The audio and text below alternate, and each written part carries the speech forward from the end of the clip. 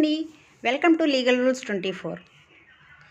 మనకి సుప్రీంకోర్టులో సిఆర్పిసిలో సెక్షన్ 64 కింద ఒక ఛాలెంజ్ చేయడం జరిగింది. అది జెండర్ డిస్క్రిమినేషన్ చేస్తూ ఉంది ఆ ప్రొవిజన్ అని చెప్పి.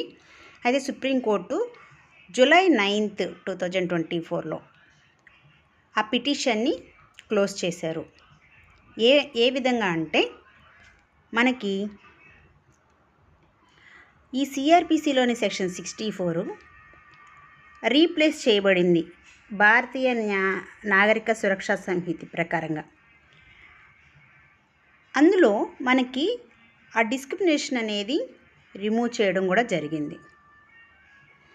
సో మనకిప్పుడు అసలు సిఆర్పిసిలో ఉన్న సెక్షన్ 64 ఏం చెప్పింది, అలాగే బిఎన్ఎస్ఎస్లోని సెక్షన్ 66 కింద ఆ కంటెంట్ మొత్తం రీప్లేస్ చేసేటప్పుడు ఆ డిస్క్రిమినేటివ్ వర్డ్ని ఎలా రిమూవ్ చేశారు ఒకసారి చూద్దాం.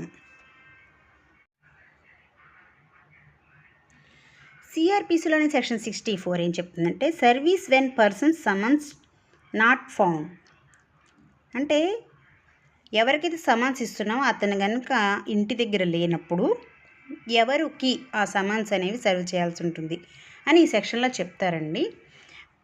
అయితే ఇక్కడ మనకి ఈ సెక్షన్లో where the person summon cannot by the exercise of due diligence be found the summons may be served by leaving one of the duplicate from him with some adult male member అన్నారండి. ఇక్కడ మనకి male and female అని ఒక discrimination అనేది తీసుకొచ్చారు. అంటే మగవాళ్ళకి పెద్దవాళ్ళు అయినటువంటి మగవాళ్ళకి మాత్రమే సమన్స్ తీసుకునే రైట్ ఉంది, కానీ ఆడవాళ్ళకి లేదు అని ఈ ప్రొవిజన్లో చెప్పారు. ఈ ప్రొవిజన్లో మొత్తం 3 అంశాలు ఉంటాయి. 1, సమన్స్ ఎవరు తీసుకోవచ్చు. 2, తీసుకున్నవారు ఎక్నాలెడ్జ్మెంట్ ఇవ్వాలి.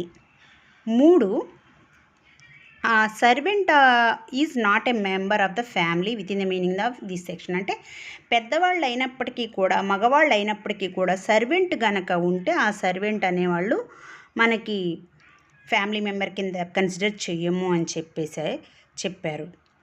అయితే ఈ 3 అంశాల్లో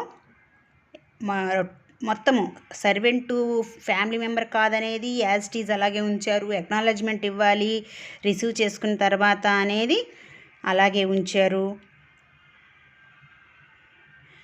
కానీ అడల్ట్ మెయిల్ మెంబర్ అనే అంశాన్ని రైట్ టు ఈక్వాలిటీని బేస్ చేసుకుని ఛాలెంజ్ చేసినటువంటి ఈ డిస్క్రిమినేటరీ సెంటెన్స్ ఆ ప్రొవిజన్ ఏదైతే ఉందో దాన్ని మాత్రము మనకి బిఎన్ఎస్ఎస్లో రిమూవ్ చేయడం జరిగింది.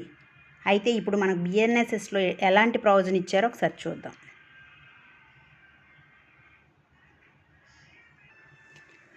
మనకి సెక్షన్ 66 కింద సెక్షన్ 64 సిఆర్పిసిలో ఉన్నటువంటి అంశాన్ని సెక్షన్ 66 బిఎన్ఎస్ఎస్ భారతీయ నాగరిక సురక్షా సంహితిలో పొందుపరచడం జరిగిందండి. మొత్తం యాజ్ ఇట్ ఈజ్ సేమ్ ప్రొవిజనే.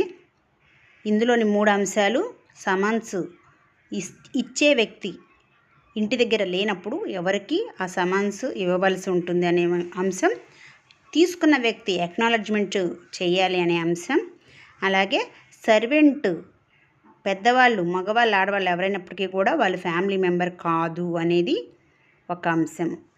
అయితే ఇక్కడ మనకి చూడండి, where the person summoned cannot be by the exercise of due diligence be found, the summons may be served by leaving on one of the duplicate from him with some adult member of the family అన్నారండి. చూడండి, section 64 సిఆర్పిసిలో ఏమన్నారు, adult male member అన్నారు. ఇక్కడ mail అనే వర్డ్ని remove చేశారండి. ఎందుకంటే అది based on gender discrimination ఇస్తుంది కాబట్టి, రైట్ టు ఈక్వాలిటీ వైలేట్ అవుతుంది కాబట్టి ఆ మెయిల్ అనే వర్డ్ తీసేసి adult member of his family అన్నారండి. తర్వాత ఎవరైనా కానీ రిసీవ్ చేసుకున్న తర్వాత ఆ బ్యాక్ సైడ్ సైన్ చేసి రిసిప్ట్ అనేది ఇవ్వాలి, ఎక్నాలెడ్జ్మెంట్ చేయాలి. అలాగే సర్వెంట్ ఆడ మగ పెద్దవాళ్ళు ఎవరైనా కూడా సర్వెంట్ అనేవారు మాత్రం ఫ్యామిలీ కిందకి రారు. సో సమన్స్ ఇష్యూ చేసినప్పుడు మనం సర్వ్ చేయాలి అంటే ఎవరికైతే సమన్స్ సర్వ్ చేసామో ఆ వ్యక్తి కనుక దొరకనప్పుడు లేదా ఇంటి దగ్గర లేనప్పుడు ఇంకెవరికి ఇవ్వవచ్చు అంటే ఇంట్లో ఉన్న పెద్దవాళ్ళు ఎవరికైనా ఇవ్వవచ్చండి ఇప్పుడున్న మన బిఎన్ఎస్ఎస్ ప్రకారంగా. గతంలో సిఆర్పిసిలో అయితే అడల్ట్ మెయిల్ మెంబర్ అన్నారు, అంటే ఆడవాళ్ళకి సమన్స్ సర్వ్ చేయకూడదు అని అర్థం. కానీ ఇప్పుడు అటువంటి డిస్క్రిమినేషన్ ఏం లేదండి. ఆడ మగ ఎవరైనా కానీ పెద్దవాళ్ళు ఇంట్లో ఉన్నప్పుడు ఎవరికైతే సమన్స్ సర్వ్ చేసో అతను లేకపోయినా ఆమె లేకపోయినా ఇంట్లో ఇంకా వేరే ఫ్యామిలీ మెంబర్స్ పెద్దవాళ్ళు ఎవరున్నా కూడా వారికి మనం సమన్స్ సర్వ్ చేయొచ్చు అని చెప్పి ఈ ప్రొవిజన్లో చెప్పడం జరిగింది. Thanks for watching. Keep following my channel. Thank you.